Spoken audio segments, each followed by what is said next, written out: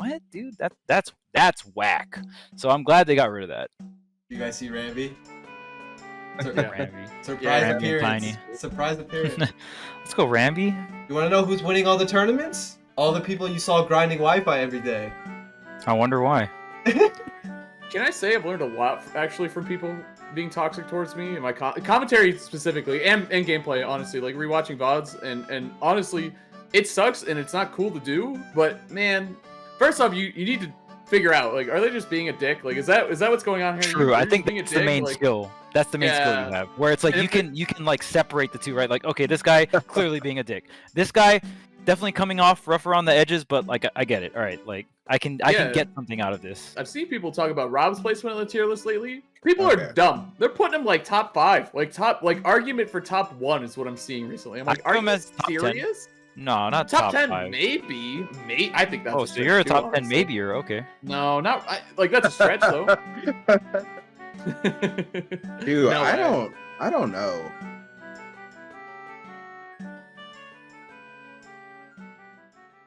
Hey, chat. What's going on? All right. We could. Damn. Full-time content.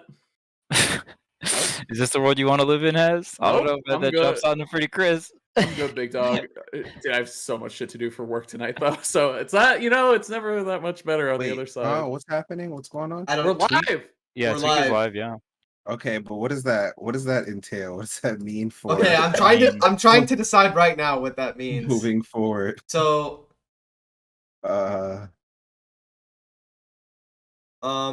we can talk about the patch and the tournaments, and maybe hopefully this Kazuya file. Bonus Tweek talks. I don't know. So chat.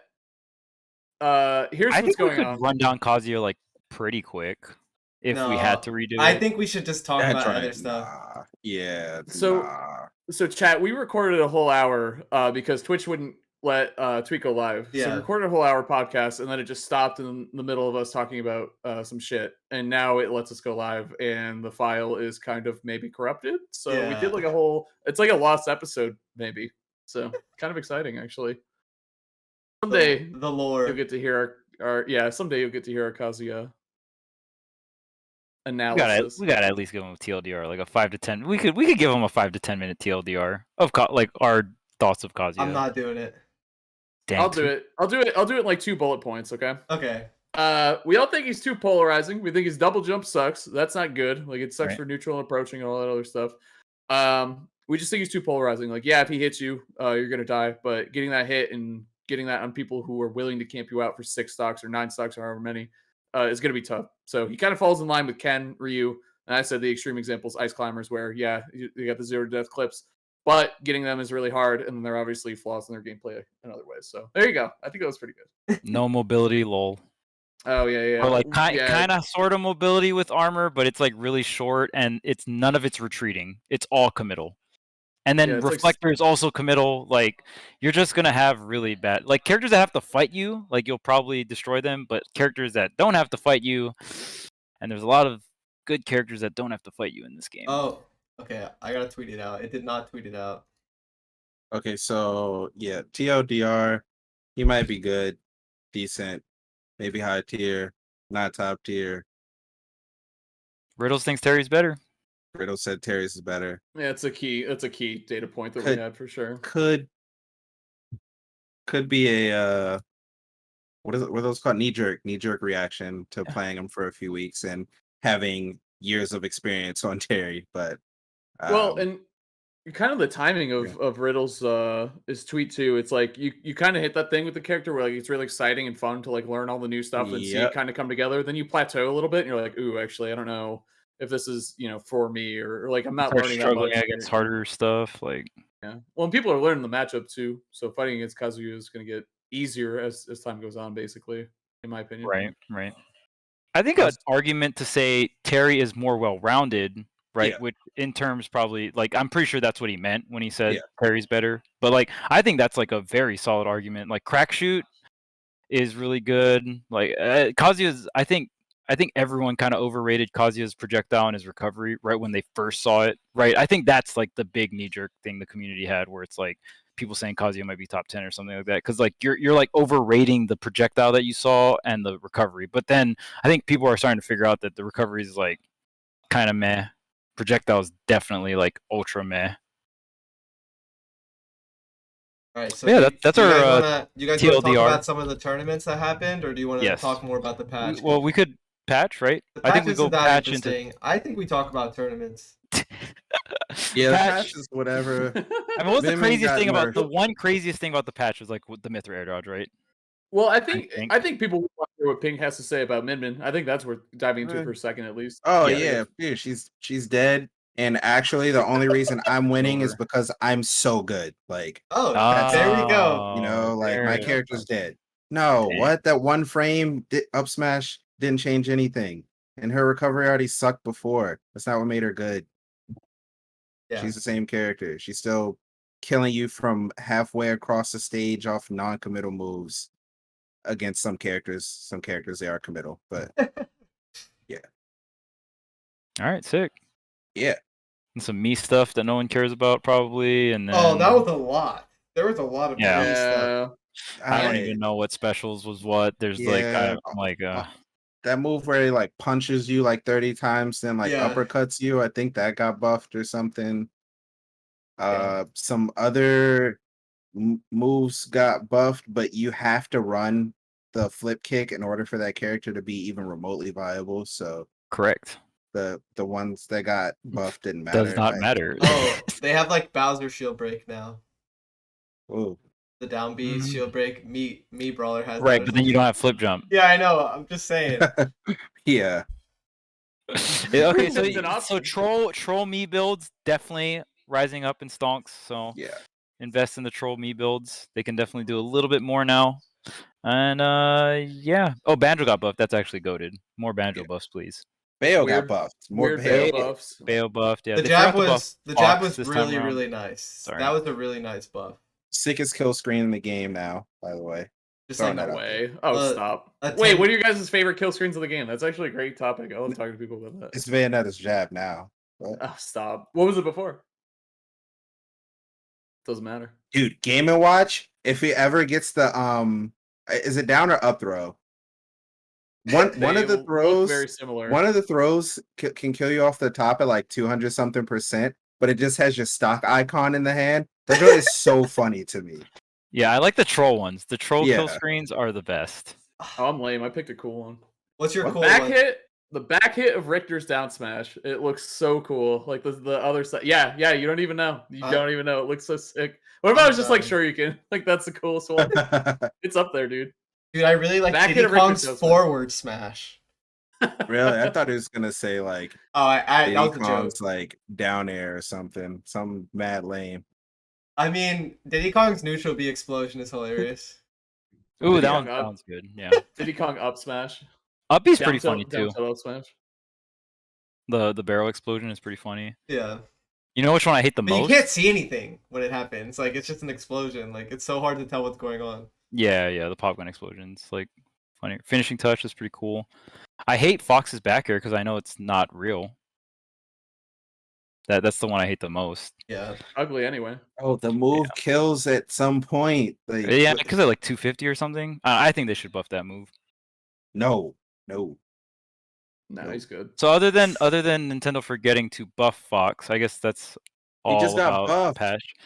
They fixed his dare. They fixed his dare. That should have been.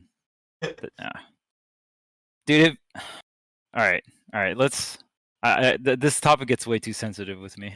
Yeah. Let's move on. Offline events. Yeah. Offline events. Yes. Yeah. So I think we're all really excited to see some offline events. I was saying on the pre-call, and I think even during the pre-recorded podcast that we did by accident now, I don't really know what we're going to do with that. But either way, I'm so happy that MSM is in the spotlight again, man. It's always coming up in Smash 4. I would stay up till 2, 3 in the morning just watching that tournament. And then it happened again last week. It was such a good tournament. Spargo won, which was great. Larry, Void, all performed very well. It was a great tournament. I'm gonna do it again tonight. Seeing Zan again was great. I love Zan. Yeah, I'm so happy seeing him. Yeah. So it's just, it really felt like the good times are back. You know what I mean? Like MSM's back. Like everything's good. Marcus is winning Xanadu's. That's cool. Yeah. Watching Xanadu's on Fridays for the PinkFresh W or whoever, man. I mean, Xanadu has killers, so anybody. But it's been you recently, so that's great. But even just the weeklies, man, not even the big tournaments, which have also been great. Players traveling, Goblin and Gabe doing really well in Kansas, second and third, losing to Send, aka Best Nest, who had a hell of a losers run.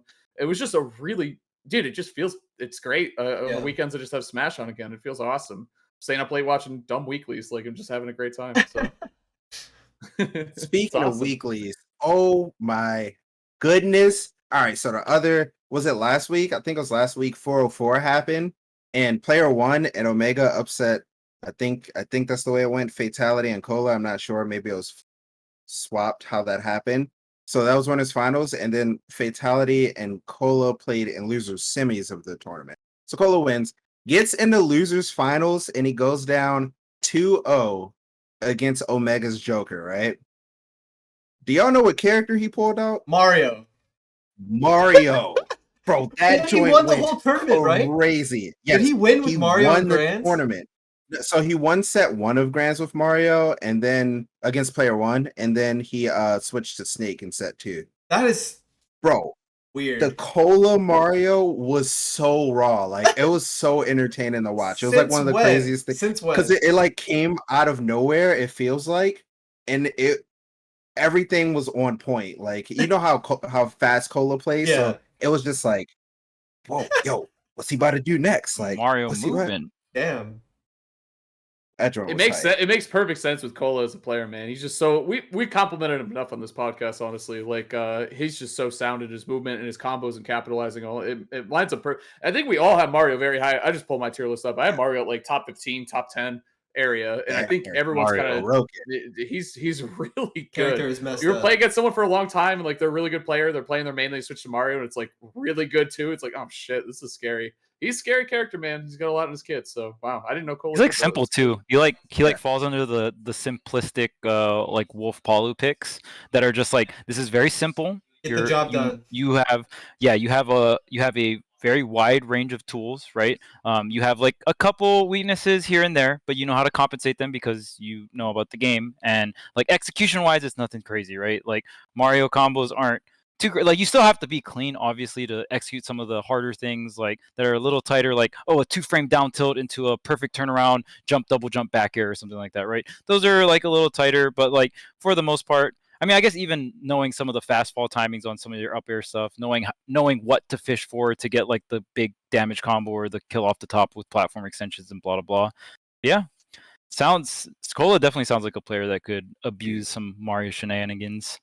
Oh, that's kind of crazy. Like I knew Cola was good, but like as time's been going on, I'm like, how good? Because we haven't had like a major yet, right? To like see with like most of the best players to really see like engage levels. But we have had a lot of traveling recently. Like Florida's been traveling to everywhere. Blue Striker from Texas was in MDVA, and then he went to New York. Won an event in New York. Like people are going all over the place, and you can kind of like gauge like how good certain areas are. But like when you have that major and there's like even more pressure on you to perform, that's when you really see like who's the cream of the crop. And I think Cola's up there, dude. That's for just sure, me personally. For sure. Like that is a very impressive player when I watched. Yeah. Well, when he before we went into quarantine, he got second at CEO. It was a CEO Dreamland. It was like the last offline tournament. He got second, and he beat Mars. So like, it's not like he got second with like not beating anyone. Even though a lot of people dipped out because COVID was like starting to like. I didn't go. I was supposed to commentate. I was like, I'm not going. This virus is scaring me, so I didn't go. But a couple people did, including Mars, and he beat Mars, which is crazy. And he got second at that tournament. So he was building up a lot of. He was always good in Smash 4. You guys know him Assault 1, obviously. Like he was godlike Cloud in Smash 4. Really good in Ultimate, picking up steam. And then he won like a ton of online events. Remember that when he was just like online Cola and just won everything? I'm happy to see him doing so well, obviously. I'm a fan. That's actually what I want to talk about. Especially because Marcus, PinkFresh, made a video about Can I get a link in the chat, Marcus? The Wi-Fi players video. That's the video I actually think that could be a great topic today. You want to know who's winning all the tournaments? All the people you saw grinding Wi-Fi every day. I wonder why. It's not even because like it's so weird. I guess like even the term Wi-Fi warrior is like pretty controversial in the Smash community, right? Marcus obviously talks about that in the video. Yeah. But like it's not like it's never a bad thing. Like Wi-Fi at the end of the day is just a resource. Some people it's their only resource. Other people like they have both offline and online and they balance it depending on their like schedule or their particular situation, right? A lot of people don't even, or at least like I guess now after COVID happened, it's like pretty common knowledge, but before at the beginning of Ultimate, Tweek didn't stream as much and do all that other stuff, right? So a lot of people didn't know that a majority of his practice was Wi-Fi, right? Like just because, you know, like it's just that worked for him, right? So yeah, I mean, you can get a lot out of practicing Wi-Fi and playing the game on Wi-Fi, even though it's trash comparatively to offline. Like it's you won't get nothing out of it. You'll get something. Yeah, exactly. You'll get something. Yes. And the people that have been playing so much, they're winning. You had Sonics winning an event. You had Syrup doing well. You have Sen literally won. Spargo and Chag are doing amazing, and they were playing a lot of Wi-Fi. You know, practice pays off. And I'm not saying only the Wi-Fi players are doing well or winning, but most of it is from the people that you saw playing Wi-Fi every time you booted up Twitch, right? And that says a lot, and I think that's really cool. That offline is back, but it's not just going back to what it was. Everything is different. The game is different. The players are different, and it's starting. It's really interesting to see. Something shifted. It's like what was I gonna say? It's like those online brackets, even if obviously online and offline are different, they're not easy to win or do well in. No way. And you often see really good players doing well in online brackets, and even if they don't, the people who beat them are also really good. Like it's not a coincidence. Like you're still getting very valuable stuff from playing online.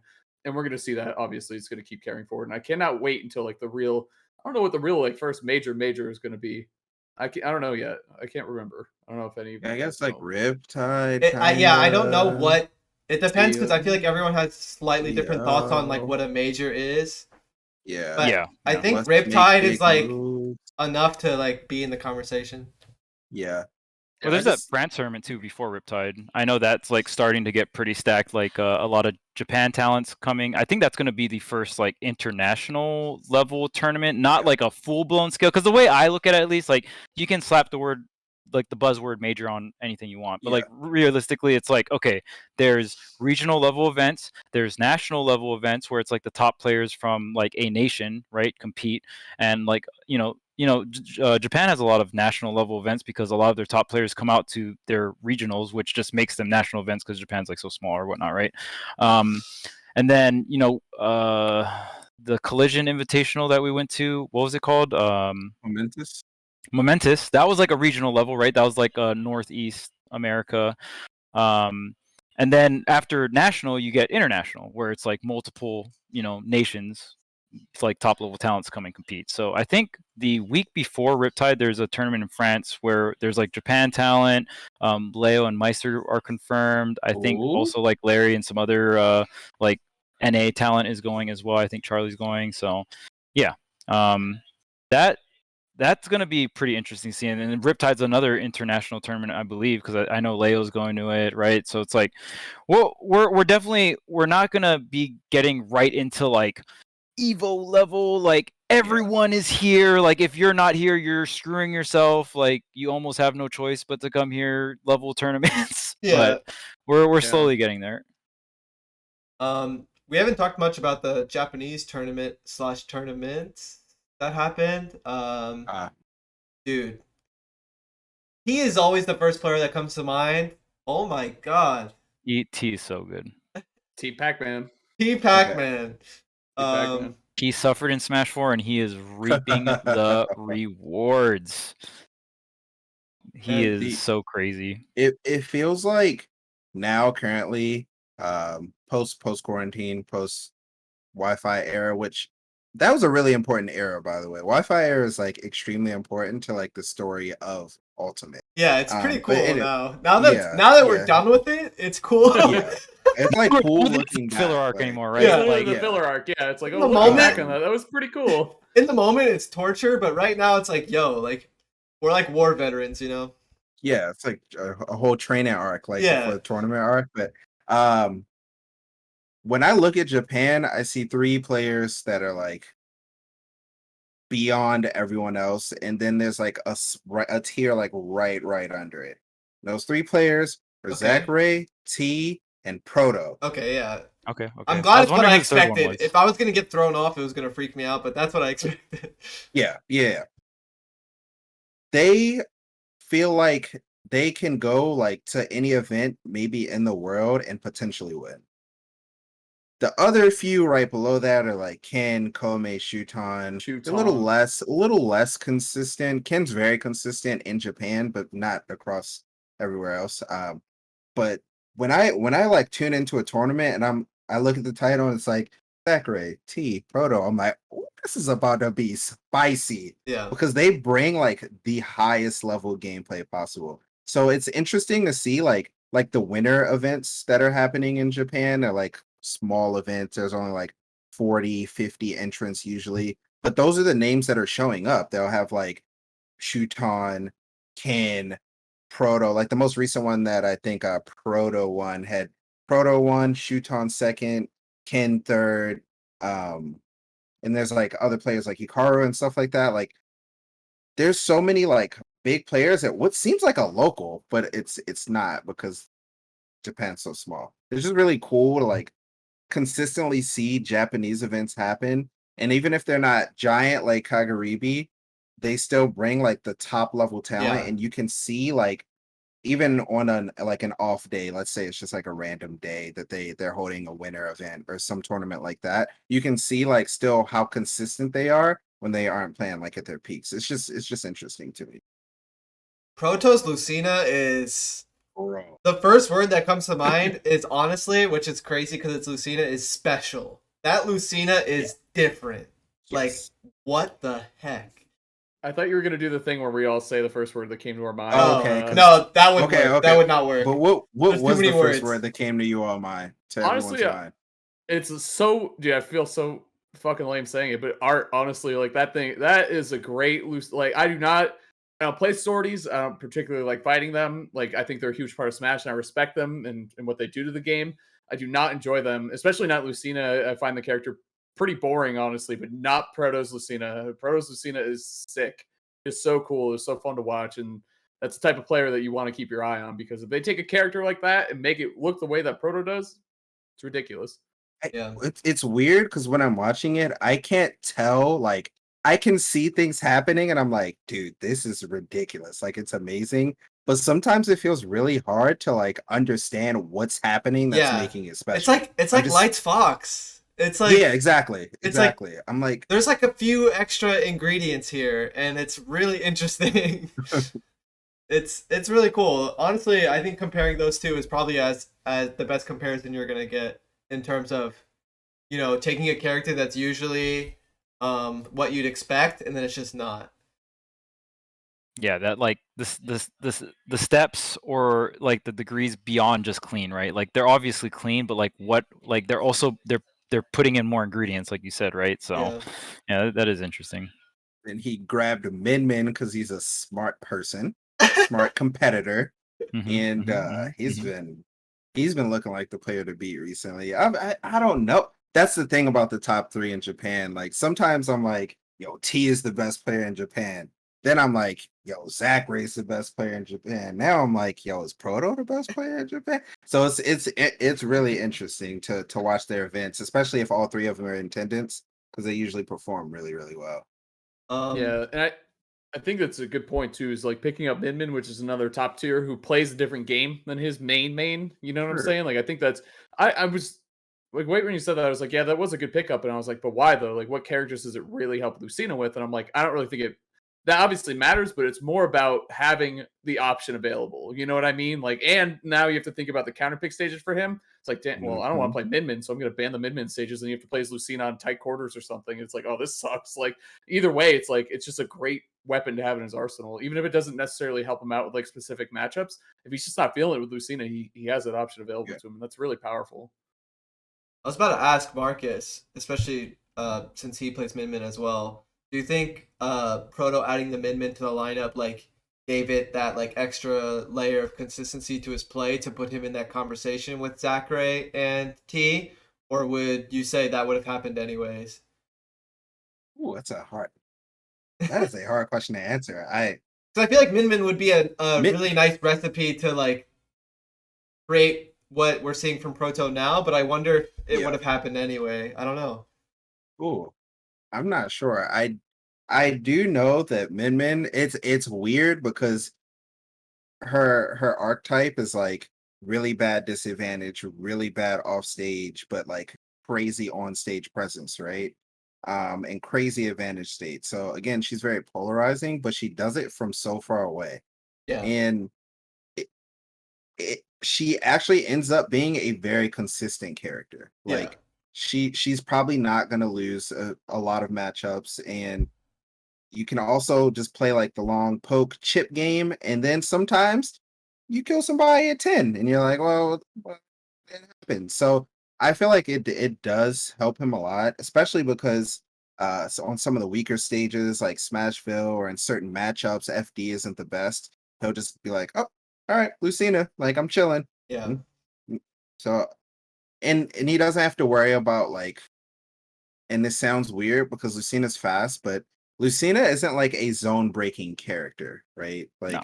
like a Fox is like more of a zone breaking character. Lucina is a character that you're playing the spacing game, you're playing the mid range, and against some characters, it can be really hard for Lucina to break into that zone and get meaningful hits.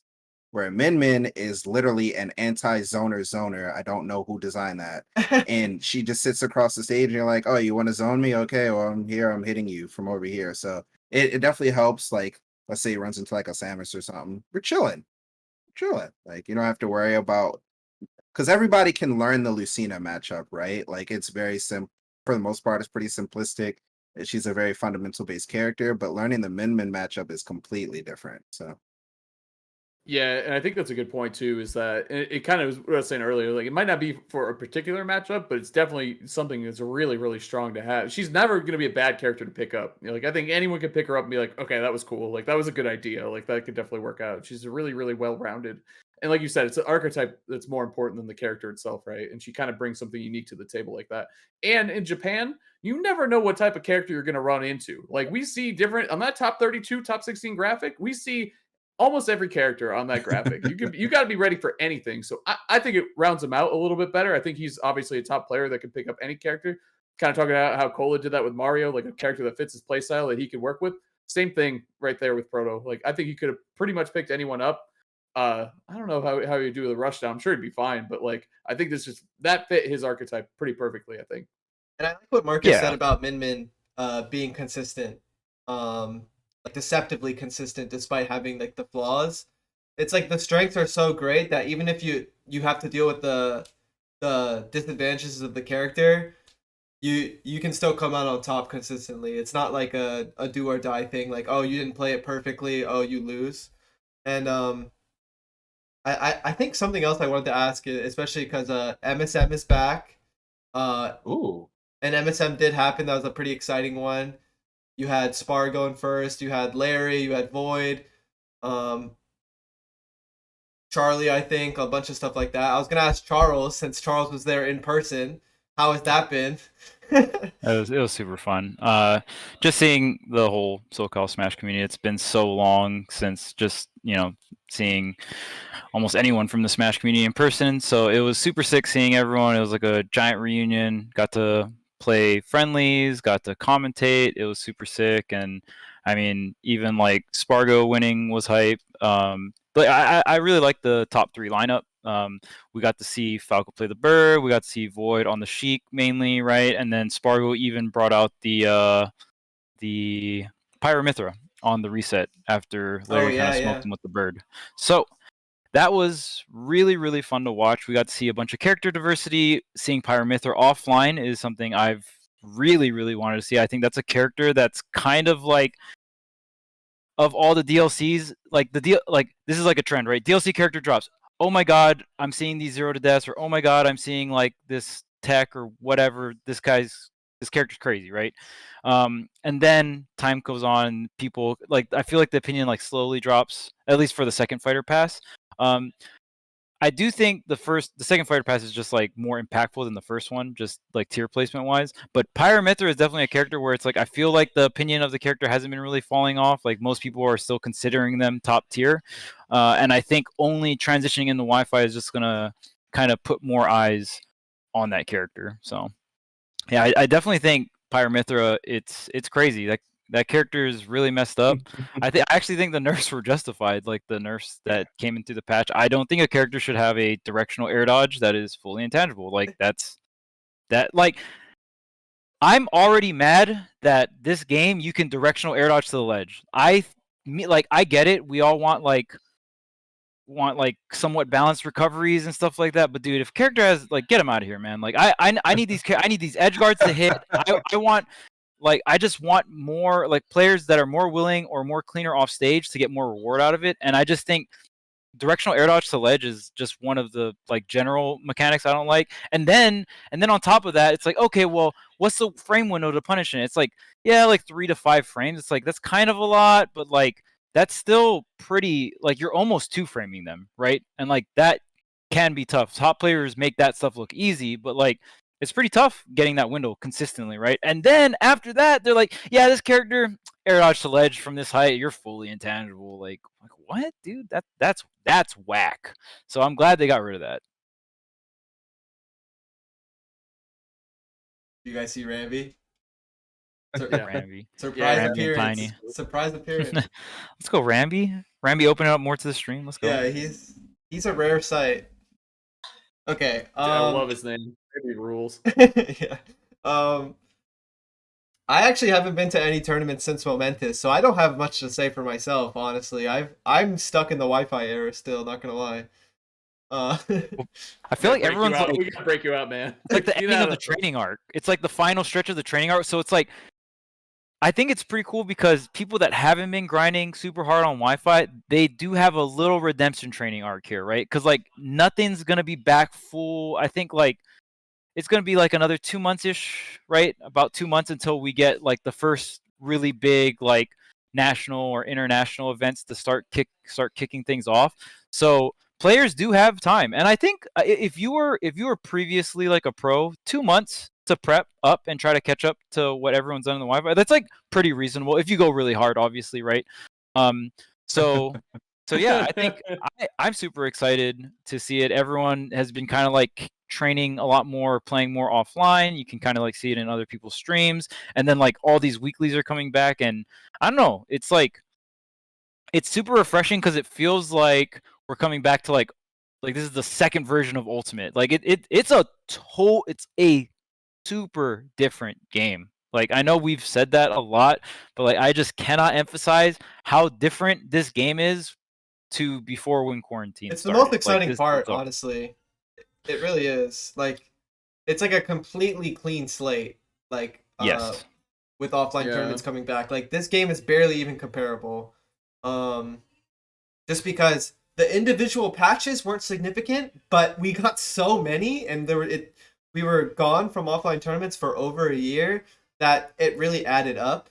And I think the other tournament we haven't talked about that happened literally last night was there's a tournament in Mexico, I believe, and yeah, Chag Chag grand finals. Chag winning over Spargo. So we have Spargo to worry about. Chag is up and coming too. I don't know if up and coming is the right word, but I think a lot of players are thinking about Spargo the most because like they saw him more than like especially recently. But there's a lot of talent in Mexico as well. What's the first thing you think of when you think of Chag, by the way? There's only one right answer. Remember they played against Larry in Smash 4? Do you remember that? Yeah, with Bayo. Yeah. Yeah, that was amazing. His first win was Larry, right? Yep. With Bayo. Yeah. The fair trade off the stage. I'm pretty sure, right? Oh, okay. Yeah. Yeah. That was Chag. Oh, okay. And everyone talks smack. They're like, Chag, carried by Bayo, like kid, not the usual Bayo shenanigans. Now, let's go, Chag. Inkling when the game first came out, but we can forgive that. That's cool. We can keep go on from there. But now you got Chag rocking the Palu, looking crazy strong against Spargo, who I was hyping up like Spargo's so good, obviously. I still think Spargo's so good. Losing to Chag doesn't really affect that opinion of me. Plus, Spargo really tried on Pyra Mythra. That kind of looks like a tough matchup, honestly. Like, off stage looks like a nightmare for them against Palu. She's a lot of good options against them. But I'm excited to watch both of them. Palu can probably down tilt Mythra's air dodge now. Yeah, that's true. As it should just be. Counter and air mix up off stage is just that you get a lot of that, honestly. Especially if they're stuck as Mythra.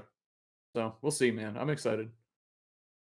Yeah, so many new characters, so much new blood. I mean, I guess not new blood, but I feel like a lot of players are going to, like, they have a very good chance of improving their highest placement. You know what I mean? Like, in terms of like their global placement before, because Spargo and Chag, like, they're global level, like, talented players, like top 50, top 100, like, globally, right? And we've known this for quite some time, and they've made PGRs before, right? So they've gotten those ranks, but I think it's definitely very possible for them to, like, pierce into the top 20, the top 10, maybe even the top 5, right? Like, there's so many, like, different variables, and yeah, I mean, just seeing how much each player has been training up, and like seeing the fruition of their training, like, that's always really. Wait, no, it's fruition, right? Someone in a YouTube comment flamed me for this. I think it's fruition. Yes. What'd you do? I say fruitation for some reason. I don't know. My English is horrible. Leave me alone. It's like but I think it's fruition. Something into a fruit. It's like the opposite of a juicer. You can learn stuff from YouTube comments. Even some kind, like that. Some people come off a little flamey or toxic, but you can still learn a thing or two. Can I say I've learned a lot actually from people being toxic towards me and my commentary specifically, and gameplay. Honestly, like rewatching VODs, and honestly, it sucks and it's not cool to do. But man, it really made me like evaluate. First off, you need to figure out, like, are they just being a dick? Like, is that what's going on here? True. I think that's the main skill. That's the main skill you have, where it's like you can like separate the two, right? Like, okay, this guy clearly being a dick. This guy definitely coming off rough around the edges, but like I get it. All right, like I can get something out of this. Dude, because I've heard a lot of commentators say, like, I never look at Twitch chat. I'm like, I do, honestly. Not obviously, sometimes like the things they're saying, it's like, all right, that sucks, like you shouldn't say that or whatever. But other times, like, man, maybe they have a point. Like, more than one person is typing this, whether it's mean or constructive or whatever. Sometimes it's valuable, man. Like, you just got to know how to pick the real criticism from, like, they just had a bad day or whatever. Yeah. They don't like you for whatever reason. The best skill that I've learned from YouTube and Twitch is how to deal with people that hate your character. Trust. I have been dealing with it for literally like 6 years. So at this point, bro, I'm immune. People be saying the craziest stuff, and I'd be like, "Yep, that's true. You right. You're not wrong." A similar experience, like, for me, like, waking up to like some sort of like YouTube comment that's like really terrible. It's like I like wake up and it like humbles me. I'm like, all right, like, yep. I'm just like seeing a bunch of negative stuff coming my way, and I'm like, all right, let me just stay in my corner. Like, you know what I mean? Like, let me just live my life. Like, I remember like yesterday, I like woke up and I was like a bunch of YouTube, because I like just uploaded a video or something. And I'm like reading it. It's like, yo, Tweek's Diddy is so amazing. He's gonna like destroy everyone. And I'm like, wow, this is so nice. And it's like, then there's like a comment in the middle. It's like, I love going back and like watching you lose to Leo or something. And they're just like letting me know that that's like their hobby or something. And I'm like, all right, I like had my balance for the day. It's like my breakfast. Like, yeah. It's like, bro, oh my god, that's crazy on both sides. What the hell? Who writes that? I don't even know, like, who does? They could just be making that up, but it sounds like that's like, what the hell? Like, that has to be true. Who makes that up? I don't know which one's crazier, man. Shit's crazy. It's just funny, like, at this point, it's like humbling, you know what I mean? Because like when I'm uploading all this crazy Diddy Kong stuff, and they're like, yo, like, your Diddy Kong's amazing, blah blah blah, and then like there's people that saying like you're trash or something. I'm like, honestly necessary evil for me, so I don't get an ego or something. Can't. Yeah, the best way it's to think true. about it, Gavin. Yeah. For the algorithm, the best thing you can get are interactions. So, at the end of the day, no matter how toxic it is, thanks for the comment. They're helping you out. Yep, Yeah, thank it's you. true. Appreciate It's it. true. Thank you, yeah. Thanks for the comment. What was I gonna say too? And dude, I gotta say to chat. Speaking of interactions, we were recording. Like long story short, we couldn't connect to Twitch, so we were just gonna record an offline episode and upload it for you guys. But it's so much better being live and seeing Twitch, like talking to chat. Like this is the best. Like this is one of the best parts. Obviously, talking to you guys is actually the best, but talking to chat too. Like they've already decided which direction we're going with the talk. You know what I mean? Like which is one of my favorite parts about doing this. Not that we take every suggestion, but there are some great topics you guys throw out there. So thank you, chat. We missed you, chat. We did. Yeah, I feel like the podcast flows a little nicer because we'll get something spontaneous and run with it. Yeah. Like especially, it's really awkward to pre-record something and then go into a live podcast because like we had everything planned out and now we're just going with the flow. But at the same time, it also feels better. So I definitely agree with Haz. Other than that, we're probably gonna cut it short today. I don't think we're gonna end it right now, but I think Charles has to get to MSM soon. So soonish. And you might have a full other hour of podcast that we recorded that we have to figure out what to do with. So like this could be honestly like a double episode. So hopefully it's like the file's not corrupted. But TLDR, I think it is. We talked a lot about Kazuya. Yeah, it was pretty much Kazuya talk. Yeah, I'm not sure what to do. But we gave a TLDR in the beginning, and it was a pretty legit TLDR. Like, what we said in the beginning is pretty much our ending thoughts after kind of discussing the character a lot. I'm trying to watch MSM, bro. Leave me alone. I'm trying to watch round ones at MSM, bro. Leave me alone. I'm trying to watch. I mean, in like round 2, they got Larry vs. Tyrant. So I'm ending the stream. I'm ending the stream now. Does he play Joker? He did, right? Was he playing Joker? He was playing Joker. He was playing Paulu. I don't think he played Rob at some point. There's no way. He was playing Rob in the beginning. Yeah, he was playing Rob and Cloud, and he was. I remember at the very first Ultimate MSM, I love talking to Tyrant about. He's like one of my favorite people to talk about Smash. So we're talking about Smash. He's like, dude, I don't know. Projectiles seem broken. I'm just playing Rob. I'm shooting the top, dude. And I'm shitting on people. Like, and then he was also playing Cloud. He's like, I don't know why people think Cloud suck, dude. I'm just still doing the same Smash 4 thing. Like, he was just fairing and bearing. It was just like, yeah. And I think I can't remember if I think he won the very first MSM going Rob and Cloud. But it's just he definitely won using Cloud. I remember that. I remember he used Cloud because he picked up on the strengths of the like base Smash game mechanics for Ultimate. Like he saw the dash work, saw projectiles work, saw how the parry system worked, right? And like he like, I wouldn't say he like fully figured out the game, but like a lot of the things he said that first week like very much so applies. Like projectiles are one of the strongest things in this game. You know what I mean? Like, I don't want to toot my own horn here, but do you guys remember my long rant about defensive play and projectiles? I remember. Like people were flaming you. Like a year and a half or 2 years ago. When Gavin used Twitter? How I said timeouts and defensive play is what this game is, and they're like, I don't see any timeouts. All right, but do you see the timer at a minute or less every single time? I'm just saying, bro. Yeah. I told y'all items and projectiles. Just saying. Yeah. Hell yeah, man. I remember before Ultimate came out, I was like, I forget why, but I was at Tweek's place and we're in his room and we're watching a bunch of Ultimate videos, right? And we're talking about like dashing and tilting. We're like, yo, this is gonna be so crazy. And it was like 3 a.m. And then I remember Gavin was sitting on his computer. He's like, wait, if dash forward tilt is so good, what if dash back is better? And then like I remember looking at him and then he looked at me and we made eye contact. I was like, oh snap. Like I think you're right. If however good dash forward something is, like revert that and multiply it, and that's how good going backwards is going to be, right? And lo and behold, dash back and full hop are like the best options in this game for the most part. I think we could all agree. This game is extremely defensive, but the best thing about it is that if you don't focus hard enough, you'll never realize it, and it'll be very fun to watch. So bless that. Sure. Ultimate still has a lot of great things, right? Like I love the Ultimate the is my combos. favorite Smash game. Like, oh yeah, for sure. It wasn't always that way, but it is now. But I think I'm just saying, everyone thought I was wrong. Not everyone. Honestly, most people agreed. But the things I said a couple years ago are happening more and more as the months go by. The Twitter masses definitely thought you were wrong, but like most of your like friends or like top level players like probably agreed with you. I think we'd all agree this game would be a lot better if everyone played Ken. He's always holding forward. Think how fun this would be. This game would be so much better. True.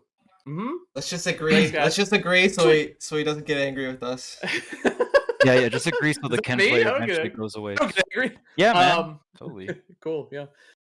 Actually, one opinion I did want to shoot down before we go is I've seen people talk about Rob's placement on the tier list lately. Ooh, this is a spicy topic. This is a spicy topic. People are dumb. They're putting him like top 5, like argument for top 1 is what I'm seeing recently. I'm like, are you serious? 10. No, not top 10. 5. Maybe. I think that's. Oh, so you're a top 10. Maybe you're okay. No, not like that's a stretch though. Dude, no I don't know. No way. Y'all know how at this point, if you don't know, Rob is the most represented character at top level play. That's all I gotta say. Because he beats. I think he's so represented like that, and people stuck with him and learned everything with him because it is. And this is a very valuable thing for a character: is that it's easier to beat people who aren't as good as you with him, which isn't true for every character. Like there's some characters that have inherent flaws where even if you're the better player, like on most days, you could just lose to other people because X, Y, and Z happens. They follow your combos or you mess up execution errors. I think Rob, in terms of like being a player that could beat people who are around your level or worse than you consistently, I think he's one of the best in the game. Truly, I do. Because I think he just has so much stuff where if you know like 2 or 3 of their patterns, you could just destroy them. Like side B basically is what, or down air. Like wait, are you saying that Rob players are carried? Is that what I did? No, carry. No, that's a different topic because I do think he's hard to succeed with at certain levels too. Okay, it depends. I just have to check. I just have to check if we're like if we're getting like toxic or you know what I'm saying? Like I don't like what. No. But I think the way you broke it down, yeah, makes a lot of sense, right? Like Rob, essentially, it's like there's, especially if someone around your level or worse than you, it's like there's specific barriers they have to get through, right? Like, can they deal with top? Sometimes your opponent just can't deal with top, and you just like literally just win off of that, right? Or like Has said, you can like if there's like very specific openings that you catch on to, okay, let me just throw in the 0 to death in the mix. Boom! They can't deal with nair. They can't deal with nair crossing up your shield. They can't deal with ledge trapping. Can this player parry nair? No. Oh, buddy, like so many skill checks you could do to players who are not as strong as you. Like there's so many ways for Rob to succeed in that way, which is truly an important skill. Like I'm not trying to like. I don't know. I'm not trying. What's an important factor for a character, right? It is. Like, it truly is. In a bracket format where you're challenging, the bigger the bracket, the more players you're challenging, the more characters you're going up against, right? So like having that like level of consistency is really important. All right, I'm gonna say it. I'm gonna say it. I said I wasn't gonna say it in this podcast today. But I'm, no. I'm putting it out here. Don't do it. No. Cut the stream. I'm gonna pull the cord. I'm gonna change up how I'm gonna say it. I'm gonna be a little chill about it. All right. So okay. When we did the tier list episode, okay, I had Sephiroth in like top 5. You know, Sephiroth's a great character. A lot of people think he's top tier. Maybe I'm a little crazy. Some people put him a little lower. Whatever. Pyramithra is an S tier too, right? A little lower than that. All right, I'm gonna say it. If I made a tier list right now, I would put Pyramithra higher than Sephiroth.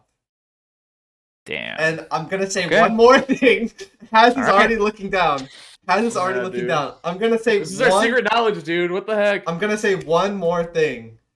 If there is any character in the game that can fit into the Joker Pikachu realm, I think there's only one character right now that might be on that same level, and it's Pyramithra.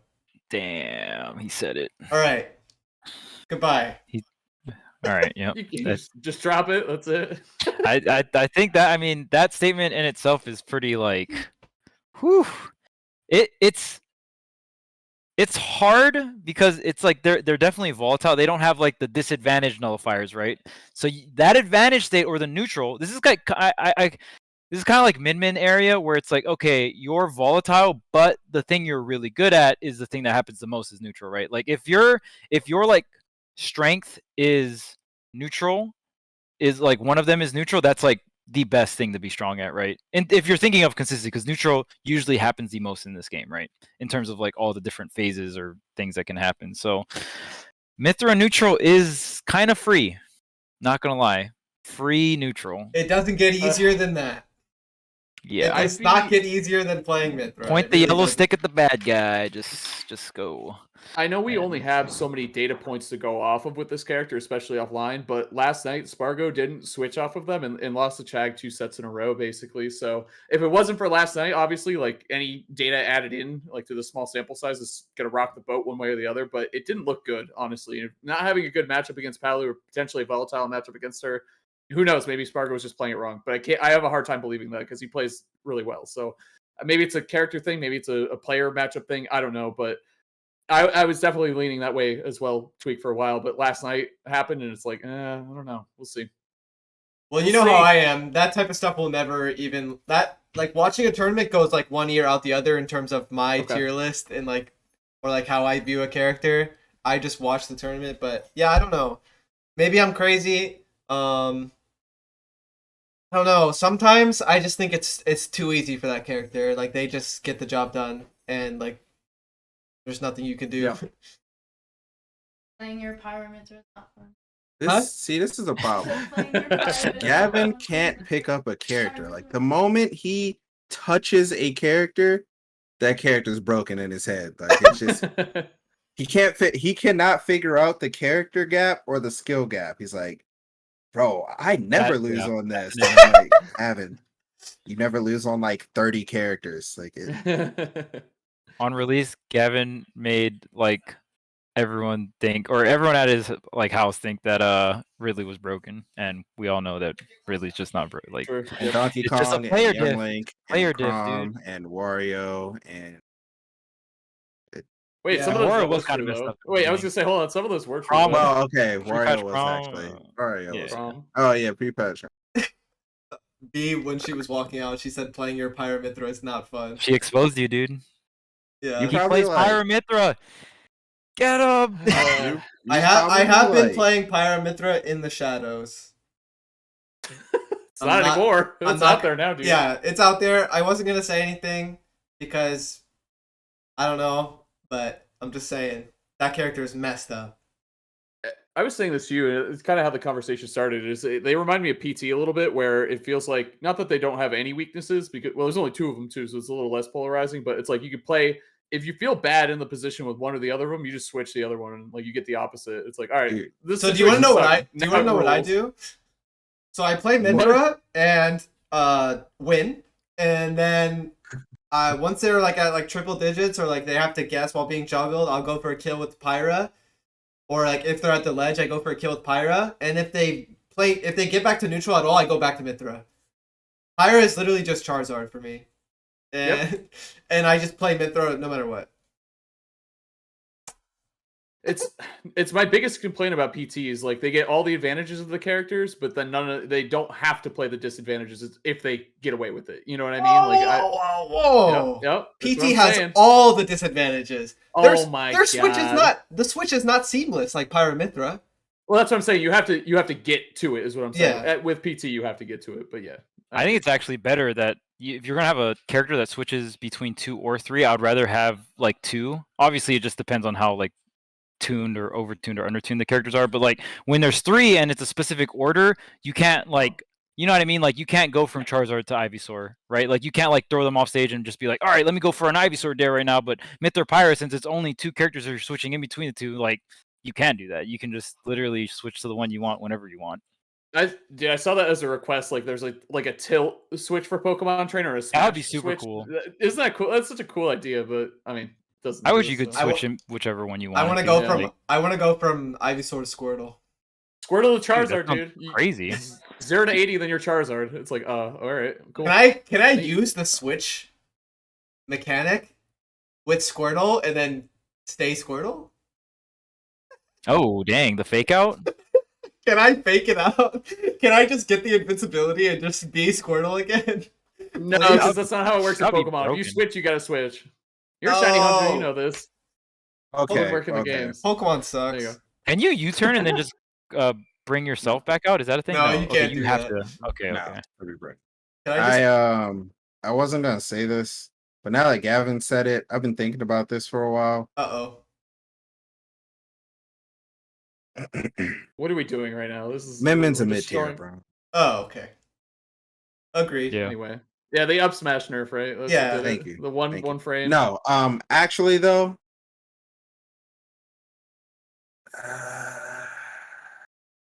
Okay, so this happens very often.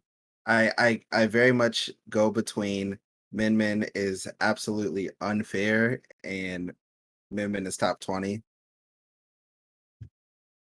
But Who's right the now Min? I'm currently on the Min is like a top like 6 character. Damn. 6 Wow. is high. Damn. So is this what this Maybe, though. Is this what the podcast is today? Okay, Hot I'm take, not. drop I'm back. all our hot I'm back at takes. 20. I'm back at 20. All right. There's too many hard matches. There's not really any hard. Okay, there's like 2.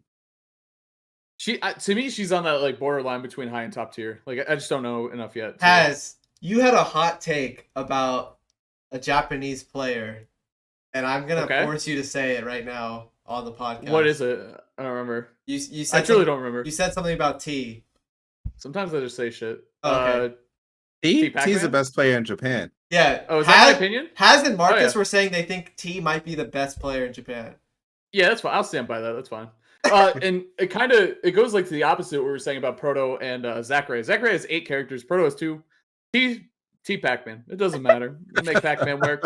Earned it. You know, the only one doing it was solo main, who does have losing matchups too, by the way. Not many of them, but I also value Pac-Man very high. So I think that's kind of the difference between where we are there. But I also think Shuton might be higher than Proto, by the way. It's close. It's really close, obviously, but Ooh. I know, dude. It's close. I think reeled back on the Shuton chair. is really good, dude. That's spicy. Yeah, It's not that spicy, but it's spicy. It's like Taco Bell mild. You know what I mean? Like it's not Taco Bell mild. Yeah, it's not really actually spicy, but even, it exists. If Pyramithra were the best character in the game, I wouldn't be surprised. We're back here. Now It's come full circle. Yep. It's come full circle. He said that. I said everything. I actually let it all out today. I said it. I'm actually serious, and I know everyone thinks I'm serious in the podcast right now, but I want the chat to know everything I said about Pyramithra was educated, thought out, and I'm. How much time have you played this character? I want to know before you start. No, it's not about me playing them. Sure, that's a little bit of it, but I'm saying that's a huge. What are you talking about? That's that was huge, the yeah. thing that That's swung why you we're into here. this decision. But I'm saying I'm very serious. Okay. I think you know what. One thing I will say too about our tier list podcast, like kind of since we're talking about opinions, I'm glad we all had characters that are conventionally, I think, underrated. We all kind of had higher, which include Sonic, Sheik, and what was the other one that we all had high up there? Pac-Man. I think we had higher than most people would. But there was another one where I was like, oh, I'm really glad we all have this character really high because it's dumb that they're not rated. Hold on a second. I'm pulling my tier list. I literally have 5 versions. Oh, we didn't agree on Steve, actually. That was pretty funny. Oh, Inkling. Inkling was the other one. Everyone's like, Inkling. I still don't agree on Steve. I hate that.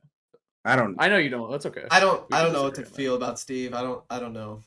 I've seen real deal. I've just seen his bad matchups play out, and they look abysmal. Like when I watch him versus Cloud and Sephiroth, and I'm like, what are you supposed to do? What is your option?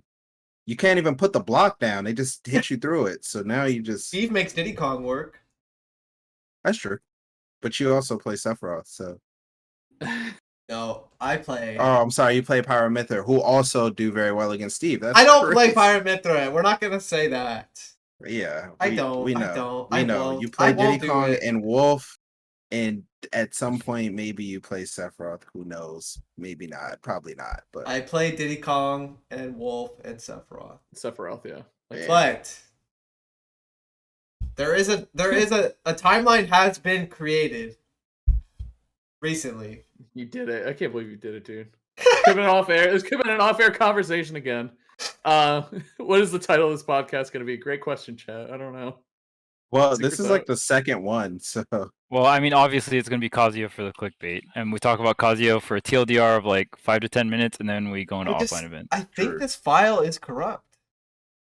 Yeah, I think the right now we're definitely doing hot takes, but I think the TLDR we gave of Kazuya is not bad.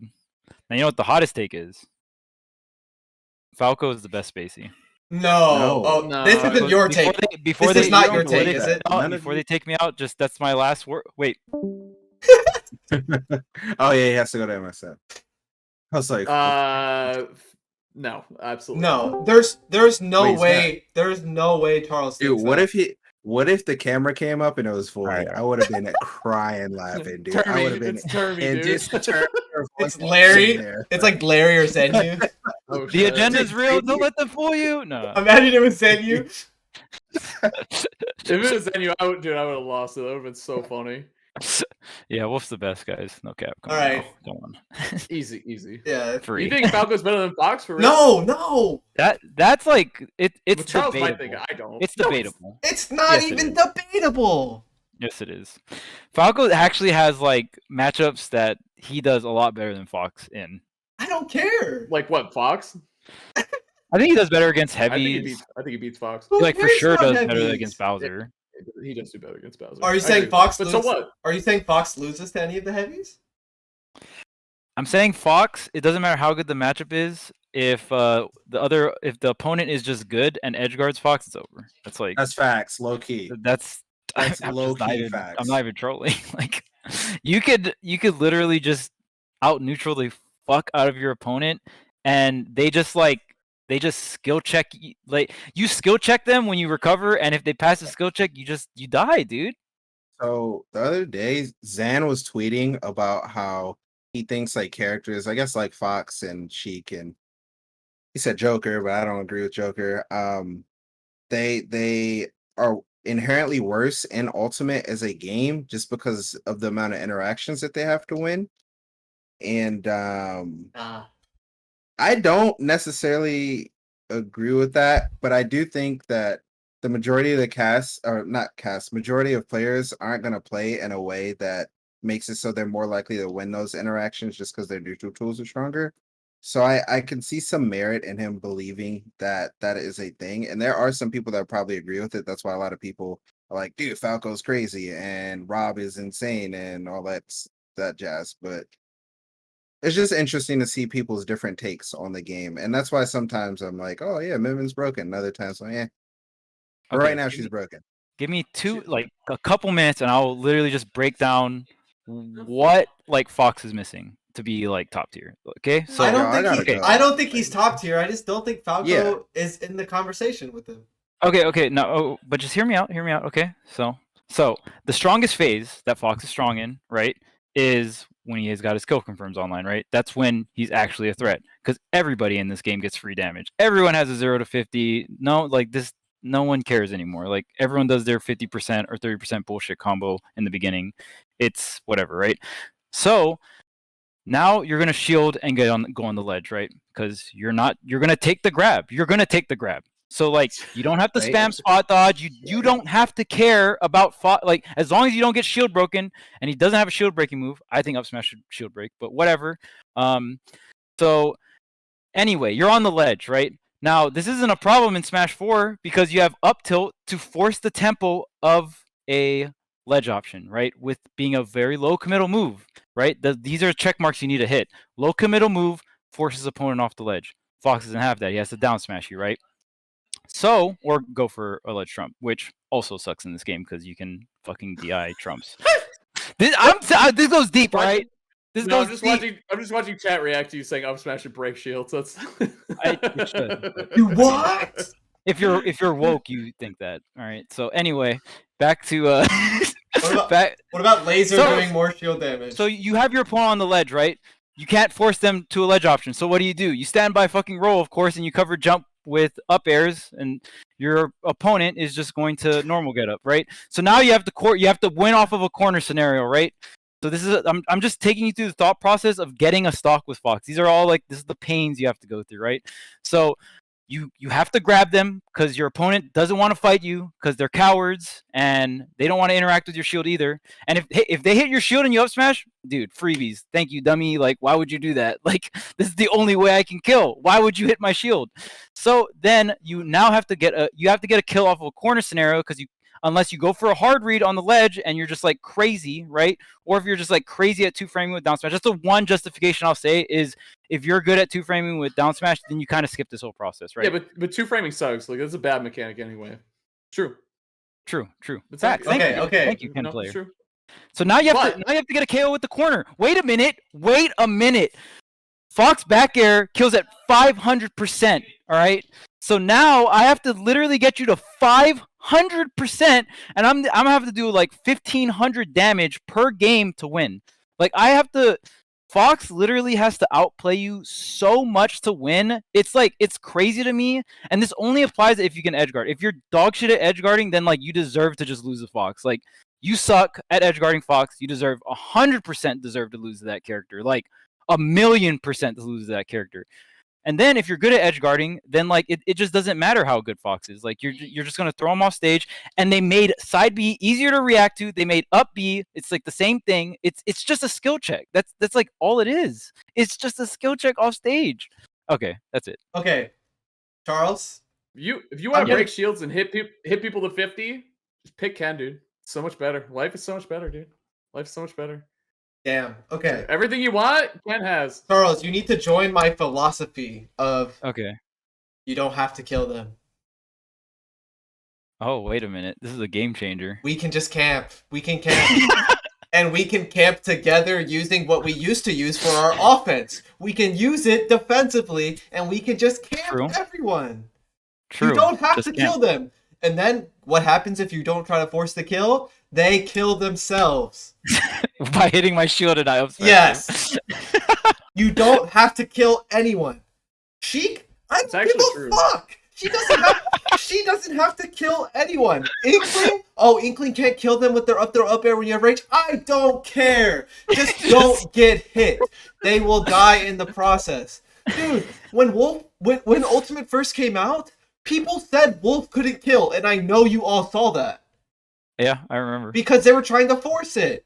Dude, you don't have to kill them. Just keep dashing back. You don't have to kill anyone. As long as you're winning, you don't have to kill them. It's the biggest myth in this game, everyone, in this podcast. If anyone ever tells you have to take stocks to win, that's a fucking lie. Well, dude, and I know everyone's been on the reverse side of that where it's like, shit, I gotta get a kill. Like, I gotta find a way to hit them or whatever, or they're gonna kill me. And then suddenly you're in a stupid position, you lose a stock, and it's like, well, everything just got so much worse. Everything just got, especially against Sonic. I always think of Sonic when I think of that situation, where it's like, man, I gotta kill him before he kills me. And then you put yourself in a dumb spot, he spin dashes and kills you. It's like, okay. All right, great. Stop picking violence. We just need to all just stop picking violence, all right? Yes. It's just, we're Diddy Kong literally has a banana and a wooden gun. He's not harmful. I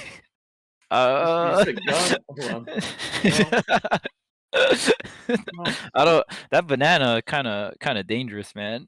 True. The most dangerous item in the game, a banana peel. I need to get some fresh air, bro. Yeah, I'm out, dude. Wait, hold on. What? Dude. So I think we all agree that Fox's up smash should shield break, and yeah, I think that's the main thing about this podcast I wanted to get across. People just need to have one or two extra layers of patience, and their tier list will be similar to mine. The woke tier list, just like Tweek's woke favorite Pokemon of each type. Yes. I actually rewatched that video recently. It's so funny. I love it. That video is so funny. I would change my favorite Pokemon of each type. I would change one of them. Oh wow, we have a change. My new favorite. Hold on. Let me see if I can find it. I'm trying to guess. Yes. I like guessing. Guessing games are fun.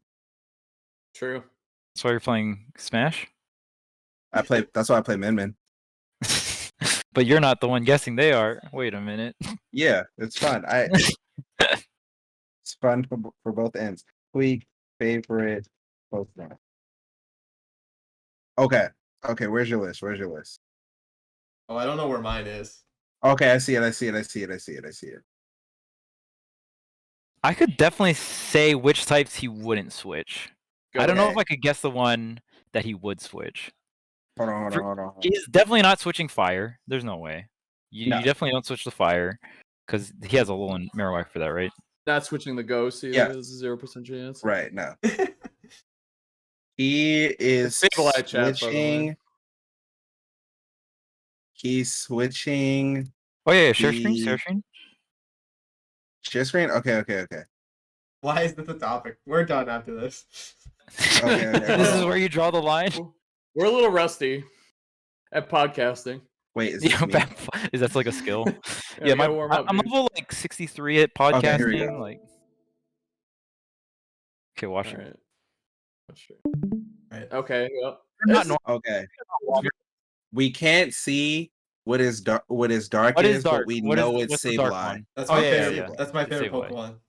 Yeah. All right, so that's for sure not. So changing. This list is officially changed by at least one Pokemon. Okay. Yeah. You're not changing Psychic, I don't think either. You like. Okay. Okay, I'm gonna guess water. Hell no. Really? My guess it's between electric and grass. I also thought electric. Electric or grass, I feel like is the switch here. I'm just trying to think of like other mons of that type. Is it a shiny you recently acquired? Ooh, we're getting hints? It is. I know. But I changed it before acquiring the shiny, but it is coincidentally. Then you went after it. Dude, is Tepig on here? Is that what it is? No. Damn it. No, what? Stop. All right. Come on. No, you guys are pretty far off. Damn. Definitely changing Primeape? Okay, you definitely don't know me. What? Yeah, huh? No, that was never even remotely an option. What about Rock? Rock, maybe? Yeah. No, Rock isn't changing. No. Actually, Rock, that's I'd have to consider it, but I'm thinking of one specific change. All right, let's hear it. What is it? What is it? Because we're struggling. It's poison. Says, it's poison. I looked at it would be Galarian Slowbro. Oh, we should have known that. Okay. Honestly, you got your second shot. I'm not against that. What did I do? Has said a starter, dude. Get him out of here. And then.